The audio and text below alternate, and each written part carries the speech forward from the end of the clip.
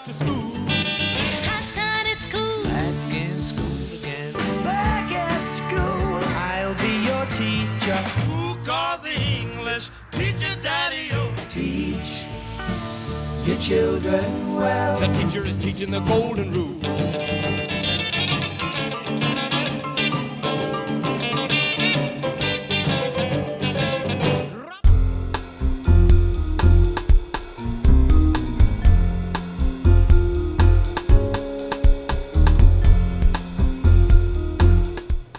Hi, my name is Angela McNeil. I teach in 2nd grade at Buffalo Creek Elementary in Spring Branch ISD in Houston, Texas.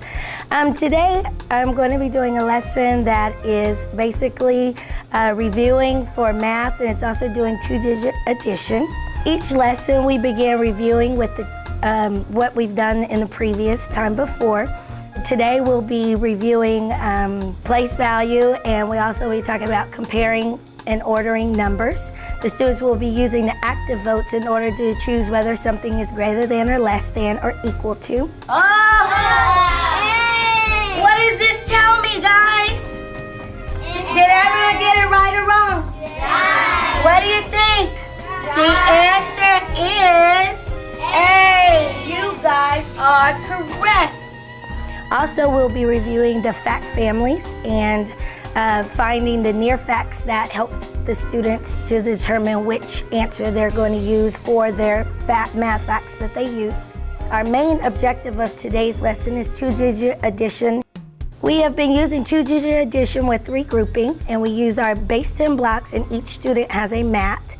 And we use it on the Activboard in order for them to visually be able to see the actual regrouping. That's the biggest part of this lesson, is taking the ones place and actually moving it over to the tens place to show that regrouping and the actual trading.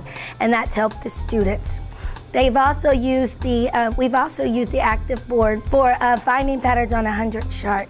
Before, we would just use a regular hundredths chart in Unifix cubes and be able to cover up the numbers and just be able to see the pattern there.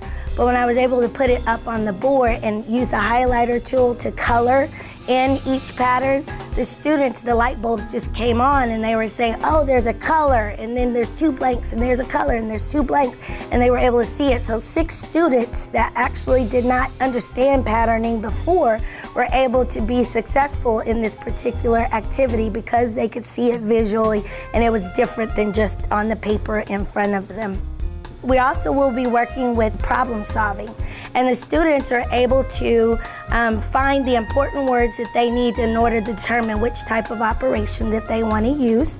And they actually use the paint tool to paint each color of the important words so that it'll stand out again visually, so that the students can then decide whether they're going to add or subtract and decide whether they need to regroup or not regroup.